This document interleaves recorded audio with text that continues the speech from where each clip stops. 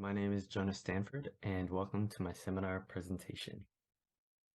A false conclusion, once arrived at, is not easily dislodged, and the less it is understood, the more tenaciously it is held. That's a quote from George Cantor. If you guys get nothing else out of this presentation, here's a quick takeaway. If something seems like it couldn't possibly be true, but you don't have decisive proof of it being false, have a slice of humble pie and try not to be blinded by your own intuition. It's August 1874, and George Cantor is on his honeymoon in Switzerland with the lovely Valley Gutman. As luck would have it, Dedekind, a renowned mathematician, is also vacationing in the Alps. The two become instant friends, and right away they begin figuring out important stuff, like how many numbers there are. And I'm sure Valley found this to be super romantic. Time passes, and the two are still writing, and Cantor sends his friend a question. Cantor's wondering about whether or not there's a one-to-one correspondence between basically a line segment and its higher dimension manifold, which if you were to ask me if there's just as many points here as there are here, I would say no. Cantor asks this, and apparently he thinks there are. And in his letter, he says, this idea seems to conflict with one that is especially prevalent among representatives of modern geometry. Now, seems to conflict is definitely an understatement. It definitely conflicted. And if his result is true, then that means that most of manifold geometry, or at least a lot of it, would be founded upon a false assumption. That assumption being that there could be no correspondence between a line segment and its higher manifold dimension. And so that would mean that a lot of people would be wrong, and people don't like being told they're wrong. And so Dedekind, anticipating how unpopular it would be to tell everyone that they were wrong, completely ignored the question. So he ignores Cantor's question, and Cantor, undeterred, went on to write a proof anyway. And he sends the proof off to Dedekind, asking him to check if it's valid. And Dedekind, relieved to find an error in the proof, throws it in the rubbish and sends back to Cantor that so basically, sorry, it didn't work. What he didn't expect was that Cantor actually had another proof already written, and Cantor sends that off to Dedekind. Now, when Dedekind receives this proof, this proof is correct, it's valid. Manifold geometry does have to be rewritten, but Dedekind is sitting on the proof, and Cantor's waiting and waiting and waiting. Cantor eventually writes Dedekind, basically saying, "Well, dude, what's taking so long?" And in his letter, he says, "Until you have agreed with me, basically until you confirm my proof's correctness, all I can say is, je le vois, mais je ne le crois pas," which is basically, I see it, but I cannot believe it. And that last line, interestingly enough, was written in French when the rest of their correspondence was in German. Now, his statement, though, what he said, is often misquoted. I see it, but I cannot believe it. It's misquoted as some sort of evidence that sometimes mathematicians come across results and prove those results, and they find their own results to be unbelievable. Ironically, it was everyone else that couldn't believe it. His result and its implications were rejected for years. Now, today's presentation has nothing to do with geometry, nor the result that gave everyone a headache, so please stop thinking about manifold geometry. Rather, today's presentation is an exposition of counterintuitive concepts associated with a set that Cantor cooked up later on in his career. Just as Cantor's result on manifolds was hard to believe, the Cantor set also has properties that are surprising. So don't get mad and don't close your eyes. The greatest discoveries are often those that force us to reassess what we thought we already knew. We'll proceed as follows. After introducing the set, I'll share two properties so that we can become more familiar with the set. The third property, regarding the cardinality of the Cantor set, will be our main focus.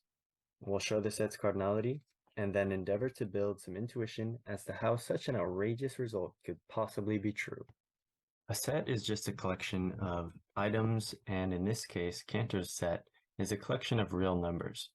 It's defined in the following way. We start with the real number line, specifically a closed interval from 0 to 1. Next, we remove an open interval from the middle third. So deleting an open interval from the middle third leaves us with two closed intervals from 0 to 1/3 and from 2/3 to 1. So already we see that it looks like we lost the number 1/2, we lost the number 9/16, we lost the number 1.5 over pi, and so forth. Everything from this middle third was deleted. And then we do this an infinite number of times, where we remove the middle third.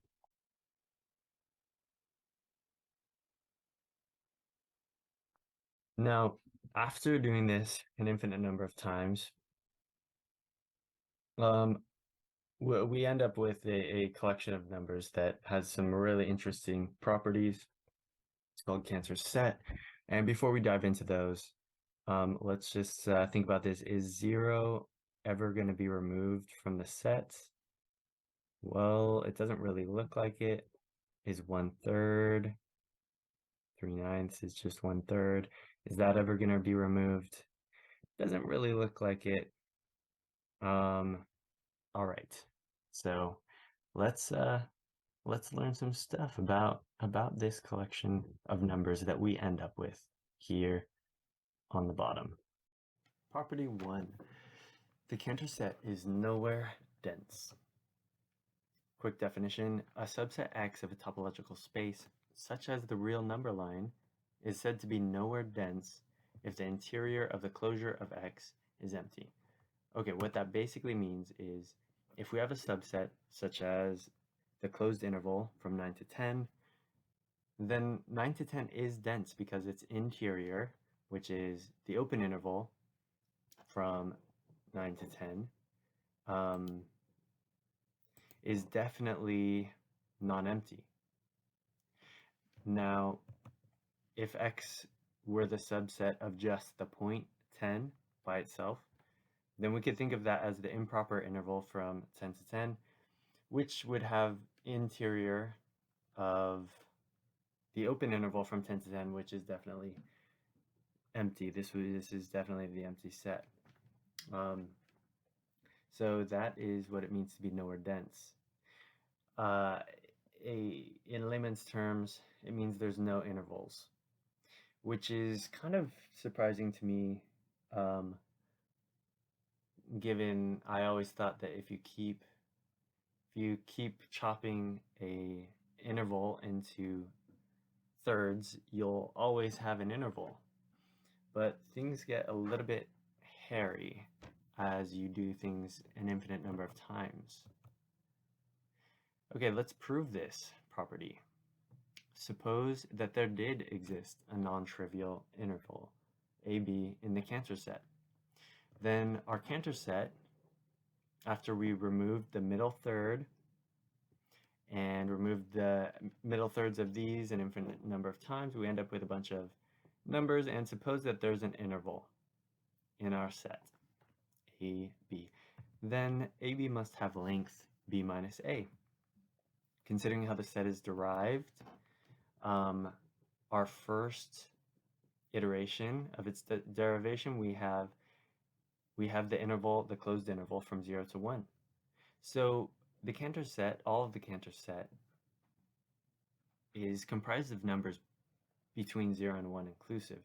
And so B minus A must must be smaller than 1. Otherwise, this interval would stretch past the closed interval from 0 to 1.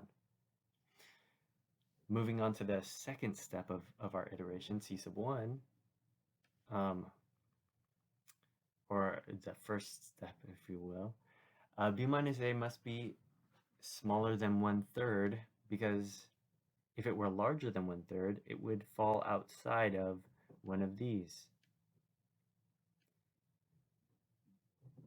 And continuing with this logic, the c sub kth step of the derivation implies that b minus a is smaller than 1/3 to the k. We know from calculus that 1/3 to the k converges to 0. Therefore, there must exist a natural number m such that for all n greater than m, b minus a is greater than 1/3 to the n, which is a contradiction since the set includes no elements from removed intervals, and thus the Cantor set cannot contain a closed interval AB. Property 2. The Cantor set is perfect. This property isn't as earth-shatteringly surprising, but we'll share it anyways. A set X is perfect if X is closed and if all elements of X are accumulation points. That might be, I don't know, might be a little bit surprising because we just proved that there were no intervals contained in the Cantor set, and yet property 2 states that all points in the Cantor set have other elements of the Cantor set arbitrarily close to it. Okay, so every point has friends that are arbitrarily close to it. Okay, first thing we need to prove is that it's closed. And so the Cantor set, we recognize that the Cantor set is constructed by removing open intervals from a closed interval.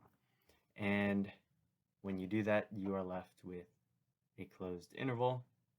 Thus, the Cantor set is composed of all closed intervals and is closed. Let P be some arbitrary element in the Cantor set C, and let epsilon be greater than 0. Since P is in the Cantor set, then P is in each step of the derivation of the Cantor set. So, for example, if P is 2/9, then P is in this C naught, C sub 0 step. It's in C sub 1. It's in C sub 2. It's in every single step of the derivation. All right, next we need to note that C sub k is a collection of intervals of length 1/3 to the k. For example, C sub 1, this step right here, is a collection of intervals of length 1/3 to the first power. This is length 1/3 and this is length 1/3. So we can choose an m such that 1/3 to the m is less than epsilon, and P must therefore be a member of an interval of length 1/3 to the m. At some point in the derivation, we let P prime be an endpoint of the interval such that P prime is not equal to P. So if P is one of the endpoints, we let P prime be the other, and the distance between them is less than the interval length, obviously, and therefore is less than epsilon. Before moving on to our next property, recall with me the definition of cardinality. If we want to find the cardinality or size of a set, we consider how many elements are in the set, and essentially we count them. So the cardinality of this set of S's is 3, since there's a bijection with the first 3 natural numbers. There's a 1-to-1 correspondence, as Cantor calls it, with our first 3 counting numbers, 1, 2, 3. Okay, how about this set? Well, there is a one-to-one correspondence with the first infinite counting numbers, which means we have cardinality of infinity. Now, Cantor actually coined the term countably infinite. The natural numbers he called countably infinite because obviously there is a one-to-one correspondence with the counting numbers. You can match up each one with itself. It's kind of not that exciting. What about the integers? Well, our integers also have a one-to-one correspondence with the counting numbers. Except we're gonna have to be a little bit more clever than this, since we kind of missed -3 and -4, but never fear, we can rearrange them, and we do indeed have a one-to-one correspondence where we can match up each integer with our positive counting numbers, the natural numbers. Okay, can the rationals be listed? One way of thinking of countably infinite is whether or not your set can be listed in such a way that if you keep counting through your list, you will name all elements of the set. The countability of the rational numbers was actually one of the first things that Cantor proved. Here we have a table with all rational numbers on it. All of the positive ones anyways. Here is a Cantor snake where we just go down the list, and I think we can all see that we're going to end up crossing out every single item on the list, our infinite list, which means that the positive rational numbers, which we can write out as we cross them out, then delete any repetitions. This list is countably infinite. And using the same method we used on the integers, we can make this list include 0 and its negative counterparts. Hence, the rational numbers are countably infinite. The last stop we have to make before getting to our next property of the Cantor set is an inner lake in Switzerland, where Cantor was on his honeymoon and simultaneously attacking the problem of the real numbers. Are they countable or uncountable? The proof essentially has two parts. If a subset of R is countable and dense, then that subset, X, cannot equal R. So we prove this first. Then after that, we suppose towards a contradiction that the real numbers are countable. Since R is dense, then this above statement implies that the real numbers are not equal to the real numbers, which is impossible. That's our contradiction. Thus, R cannot be countable. Here's the proof. Let X be a subset of R that is uncountable, such that if A and B are real numbers where A is less than B, then there exists some C in X between those real numbers. Since X is countable, its elements can be listed. And here we have the list, X sub 1, X sub 2, and so forth.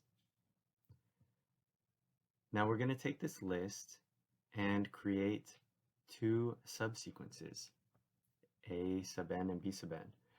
We define A sub 1 to equal X sub 1, the first member of the list, and B sub 1 to equal X sub 1 plus 1.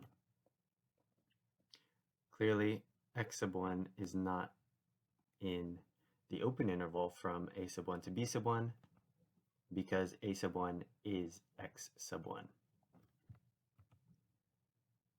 If X sub 2 is in this interval, then we define a sub 2 to be x sub 2. Otherwise, we move on to check x sub 3. If x sub 3 is in this interval, then that's what a sub 2 is going to be. And so forth until we find a member of this, the next member of this list that is in this interval. B sub 2 is going to be in the interval a sub 2 to b sub 1. Let's go through a concrete example to actually make real sense of this.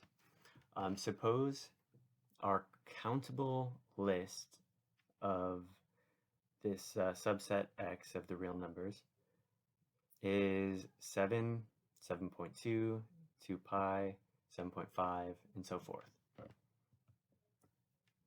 Here is our numbers. Here are the red dots are our elements in the set.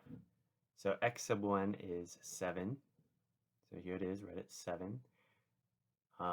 So x sub 1 is going to be a sub 1. Now b sub 1 is a sub 1 plus 1. So that'll be 8 over here. And next we need to find x sub 2. So we'll go to x sub 2 and see if it's inside the interval 7.2. 7.2 is in this interval. I'm gonna use a pen. There we go.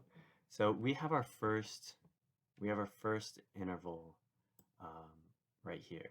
X sub 1 to, or sorry, a sub 1 to b sub 1. Here's our first interval. We need to find the next element in our list that fits in that interval. And sure enough, x sub 2 does fall in that interval. So that will be a sub 2. B sub 2 is going to be halfway between a sub 2 and b sub 1. I'm just making that specific for this example. So there's b sub 2, and we have our next interval. So it goes from here to here. Now we're going to move on to x sub 3. Is x sub 3 in this interval? Well, x sub 3 is way over here, and that is indeed outside of the interval. 2 pi is way down here, close to 6. So we're going to skip x sub 3 and move on to x sub 4. Is x sub 4 in this interval? 7.5, it is. So 7.5 is going to be a sub 3, and b sub 3 is halfway between this and the next. So here's our next interval. They're getting smaller and smaller. And notice that so far, x sub 1 through x sub 3 is not in this interval, the way we've defined it. Suppose we've defined the first k minus 1 terms of our new sequences a sub n and b sub n. Then a sub 1 is less than a sub 2 is less than, and so forth. A sub k minus 1 is strictly less than b sub k minus 1, all the way up to b sub 1. This implies that the first x sub I elements of our list of the countable subset x are not in this smallest interval between these two real numbers, where I is greater than or equal to k minus 1. By our initial assumption, since a sub k minus 1 and b sub k minus 1 must be real numbers, there must exist an element of our countable subset x between them, because we assumed that x had a density property where between every two real numbers there was a member of our subset x. Let a sub k equal x sub n, where n is the smallest natural number, such that x sub n is in this open interval. Now, we know that n must be greater than a sub k minus 1 by this property right here that we've seen. Thus, a sub n and b sub n are inductively defined for all n, and as I mentioned, for all n, x sub 1 through x sub n are not in this interval, a sub n to b sub n. Also, a sub n is strictly less than b sub n for all n and m. Next, we define capital A to be the set of all elements of this sequence, a sub n, and capital B to be all elements of this sequence. The supremum of A must be strictly less than the infimum of B, since we always choose B sub I in such a way that it's strictly greater than A sub I. And we define Y to be the supremum of our set A. Y cannot be in the set A, that is, Y cannot be a member of this A sub n set, otherwise we would have Y equals A sub I for some natural number I, implying that Y is strictly less than A sub I plus 1, since our sequence is defined so that each term of A sub n is strictly greater than the last. Similarly, we have the same scenario for B sub n, where Y is not in the set of all B sub n, otherwise we would have Y equals B sub I for some I and n, implying that Y is greater than B sub I plus 1. Thus, for all natural numbers n, Y is strictly between A sub n and B sub n, showing that even though Y is a real number, Y is not in the subset X. This forces X to be a proper subset of R, meaning X is not equal to R. Okay, finally we get to the next part where we suppose R is countable. Then R essentially taking the place of X, we know that since R is dense and R is countable and R is a subset of itself, it could fill this role. But by this statement that we just proved, we arrive at R is not equal to R, which is a contradiction because, of course, a set is equal to itself. It's the reflexive property. Hence, the real numbers are uncountable. Okay, that was a super long tangent, so let's take a quick break. This is a photo of the Swiss Alps. I included some alpine photos because it was the backdrop that Cantor had while making these discoveries, and he'd probably go yodeling on this mountain whenever he took his breaks. Anyways, back to the presentation. The property that we're building to is the cardinality of the Cantor set. We've seen that cardinality is either countable, countably infinite, or uncountable. Because the set is defined by removing middle thirds, we'll see that the easiest way to find the cardinality of the numbers that aren't removed is to view them from a ternary perspective. Many of you are probably familiar with binary, a means of representing any number using only the digits 1 and 0. Well, ternary is the same story, only it uses the digits 0, 1, and 2. And so if we have a set here, 5/9, 2/3, 0, and 1, we see that there are 4 members of this set, so the cardinality of this set is 4. And now we're going to convert this into ternary. Oh my goodness, there are still 4 members of this set. I can't believe it. Well, actually, I can believe it. And you might be saying, wow, this is such an earth-shattering result if you but I promise, converting the Cantor set into ternary is going to make counting its members so much easier. And I use the term counting its members very loosely here. If you are unfamiliar with how ternary or binary, ternary, any base number system works, don't worry, we're going to go over that on the next slide. This is how our base 10 number system works. If we want to write 11.5, we write 11.5 because this one is in the tens place, this one is in the ones place, and this 5 is in the tenths place. So this one up here is this one right here. So 1 times 10 to the first power plus 1 times 10 to the 0 power plus 5 times 10 to the negative 1 power. That yields 11.5. In base 3, it works the same. So 11.5 in base 3 is 102.111 repeating, base 3.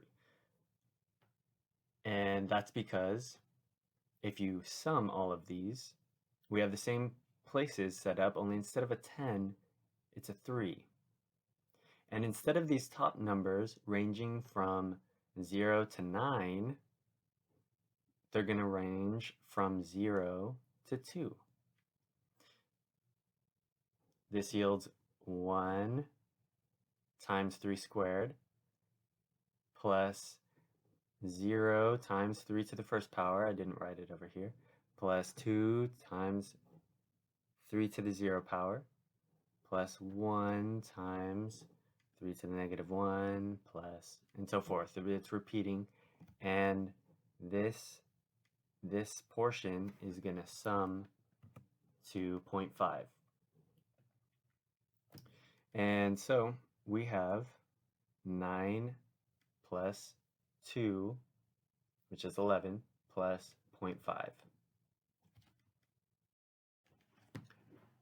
Here we have the interval, the closed interval from 0 to 1 on the real number line. Below, we have the numbers written in base 10, and above we have their ternary counterparts in base 3. We're going to make a couple observations.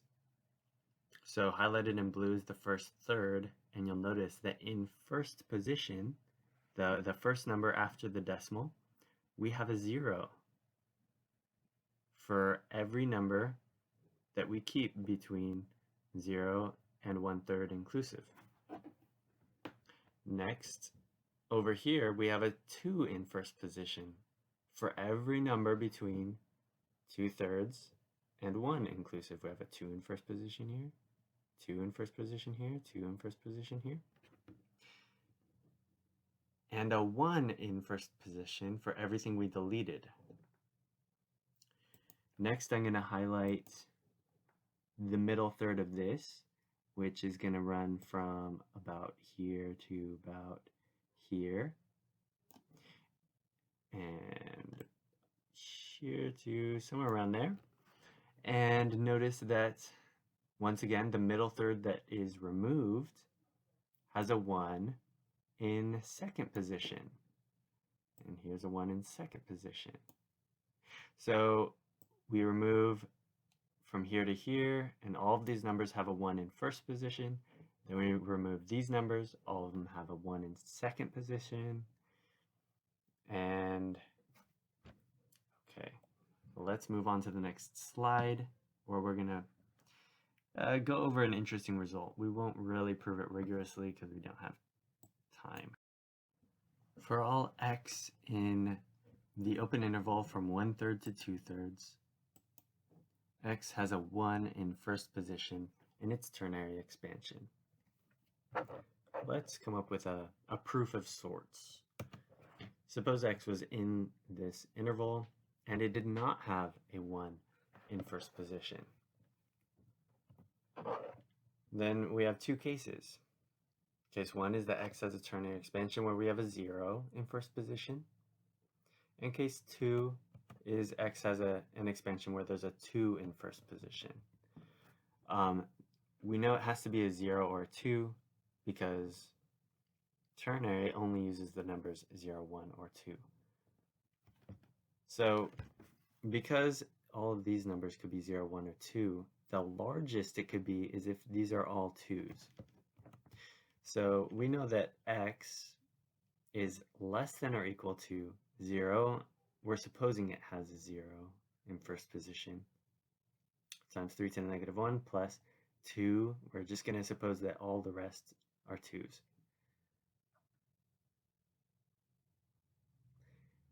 And this is going to equal, we'll factor out all of the 2's out of our summation.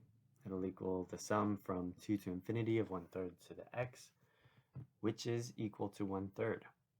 Thus, if x has a 0 in first position, it is less than or equal to 1/3 if it has a 0 in first position.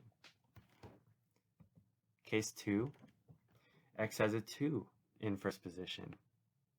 And by a similar summation, we arrive at x is greater than or equal to 2/3 if it has a 2 in first position. 0.2, 0.2020, and so forth.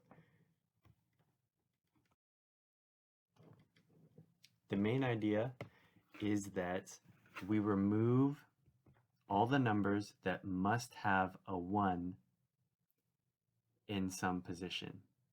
So on this first removal, we remove all the numbers with a 1 in first position. On the next third removal, we remove all numbers with a 1 in second position. And on the third, we remove the numbers with a 1 in third position, and so forth.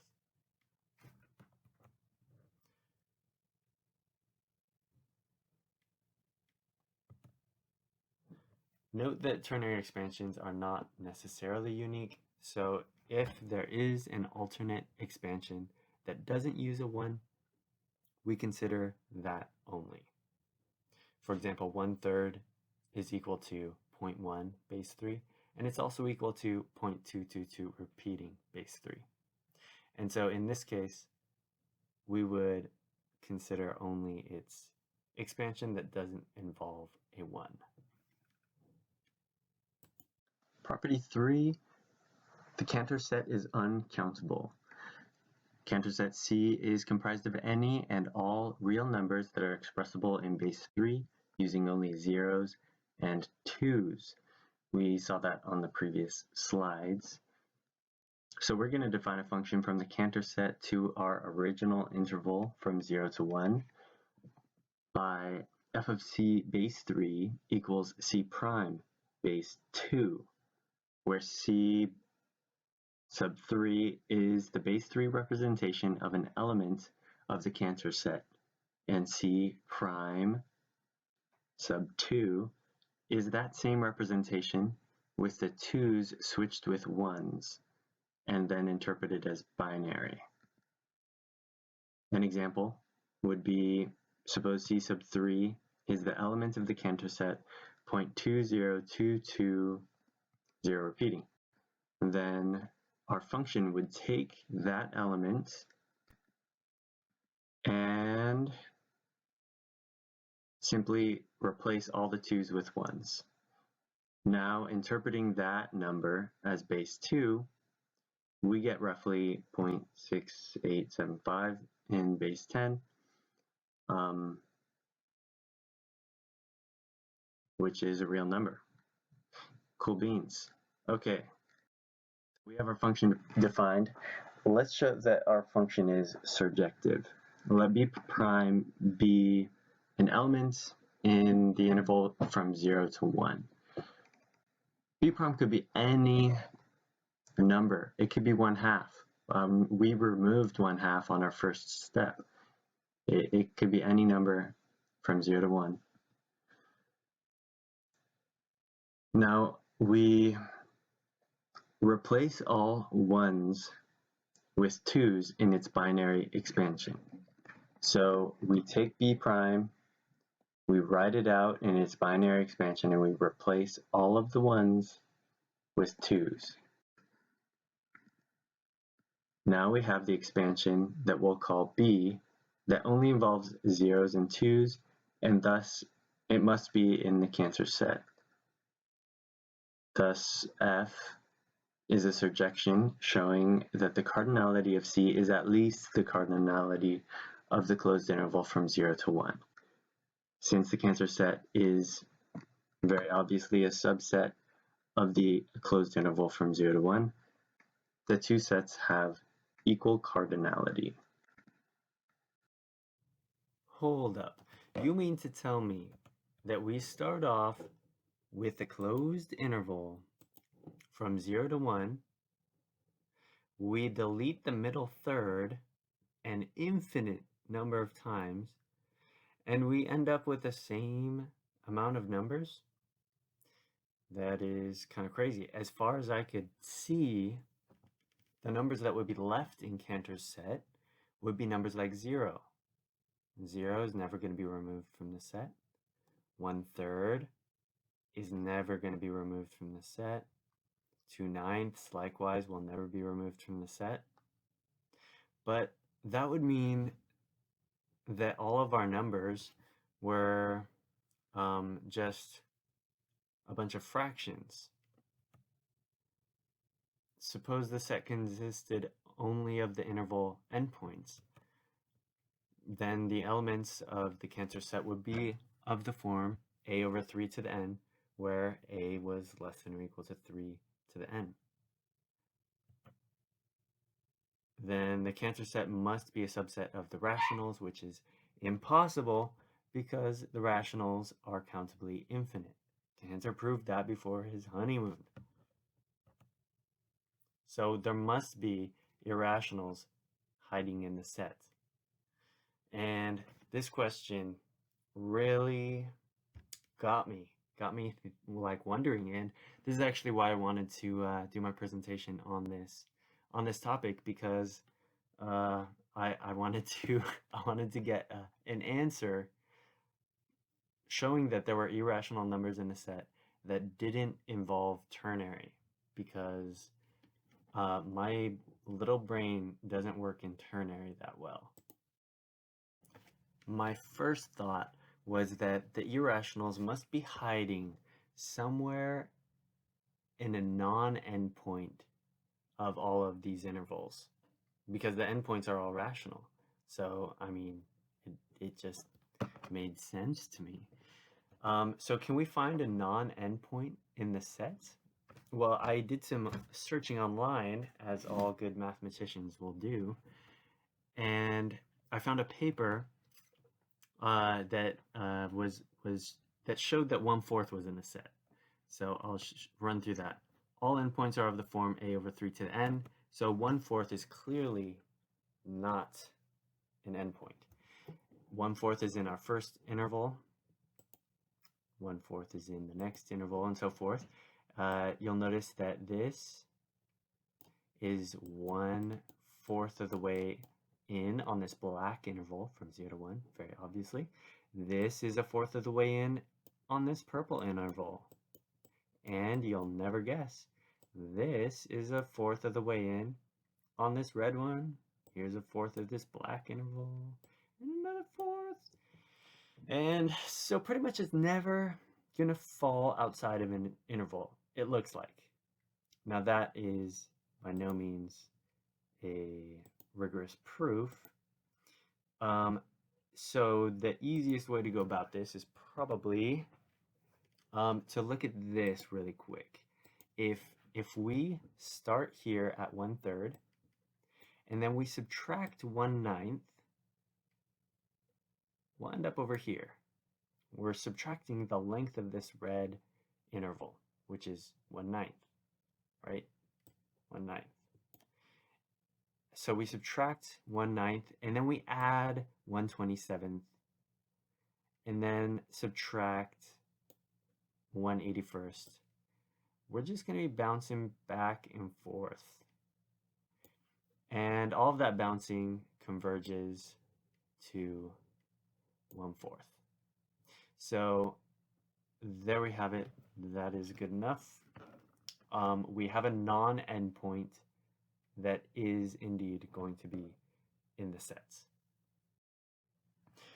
But the goal was to find irrationals, so I wasn't quite satisfied. As I stared at my Alpine mountains pictures, I had another thought. What if we found a series that would converge to an irrational number? I mean, there's series that converge to E. Why not a series that would converge to E over 3 or something that might be in the set? And so I decided to first get familiar with irrationals that were in the set. And so I started by playing with ChatGPT, and that was wildly unsuccessful because it kept giving me incorrect answers and apologizing. And so I went to Sage and soon found that my attempts weren't really going to work. My next thought was, what if there were irrationals hiding inside the intervals next to the numbers like 1/4? And this idea was kind of doomed to fail from the beginning, but I just went for it without really thinking it through. If you take 1/4 and you subtract an irrational fraction of the interval from each step, you are indeed going to end up with a fraction of the interval away from 1/4 every time. But due to the squeeze lemma, this series is indeed going to converge to 1/4 as well. Also, the Cantor set is nowhere dense, so 1/4 is definitely by itself in that convergence. At this point, I was kind of feeling a little bit like there's a quote from Charles Darwin. He said, "A mathematician is a blind man in a dark room looking for a black cat that isn't there." But you got to get the bad ideas out of the way first, right? That's the only way to progress. Finally, actually in a conversation with some math-loving family members, we came up with this expansion. 1 0 followed by 1 2 followed by a pair of zeros and a pair of 2s and so forth. Now this expansion is indeed irrational because it's non-repeating and it's non-terminating. And this was close enough to help me land on this expansion where the n factorialth position in the base 3 expansion is a 2. So a 2 in the 1 factorial position, a 2 in the 2 factorial position, a 2 in the 3 factorial position, and so forth. And this converges. It's just this series, and it does converge, and it will indeed be irrational. Hallelujah, we found one. And fabulously enough, this was enough to give me some profound insight that in retrospect kind of feels obvious. An irrational number is just a bunch of fractions over the base to some power added up. That's what an irrational number is. So let's take a look at our irrational number. We start with 0.2, so that's 2/3. So I'm going to start here and I'm going to hop 1/3, 2/3. Notice that we land at the beginning of an interval. Okay, so that was this guy. Next we have this guy. We are adding 2 over 3 squared, which is 2/9. So we're going to go 1/9, 2/9. And now we're right here. Fantastic. Notice we're at the beginning of an interval once again. Next we're going to go 2 over 3 to the 6th power. We are going to come down here to the sixth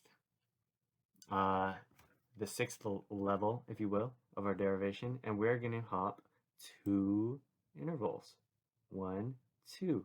And sure enough, we can't see because it's too small. We're at the beginning of yet another interval. We are at the beginning. We're at an endpoint. That is amazing. Turns out the irrationals are endpoints. The endpoints are not a subset of the rational numbers. The endpoints, because we are heading off to infinity, are going to include the irrational numbers. My mind has been blown. A quick recap. Property 1 was that the Cantor set is nowhere dense, meaning that the closure of the set is empty.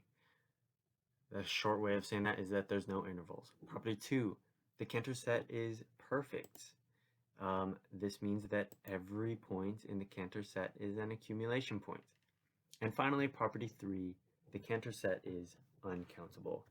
And right here we have the crux of Cantor's uncountability proof when he showed that the real numbers were uncountable. And to show that the Cantor set is also uncountable, we used we came up with a function that took the ternary representations of the Cantor numbers and showed a one-to-one correspondence with the binary numbers between 0 and 1. And not just with some binary numbers, with every binary number between 0 and 1, meaning there are just as many numbers in the Cantor set as there are between 0 and 1. Quick note, Cantor always said one-to-one correspondence, and by that he meant a bijection. Stemming from property 3 was my primary research question. How can the Cantor set include irrational numbers? Eventually, I was able to find the series shown here. My initial question, in retrospect, seems a lot more trivial than it did initially. I was able to realize that having interval endpoints that were all rational did not mean that there could be no room for irrational numbers, but rather that those rational numbers form the basis that enables the irrationals to join the set. That said, my primary conclusion is this. Please pardon me as I wax philosophical. Cantor dabbled in philosophy, so I figured it'd only be appropriate. There is no such thing as counterintuitive concepts, only counterproductive intuition and beautifully brilliant results that point out these flaws in our understanding. It is precisely the fixing of these flaws that illuminates the true grandeur of mathematics.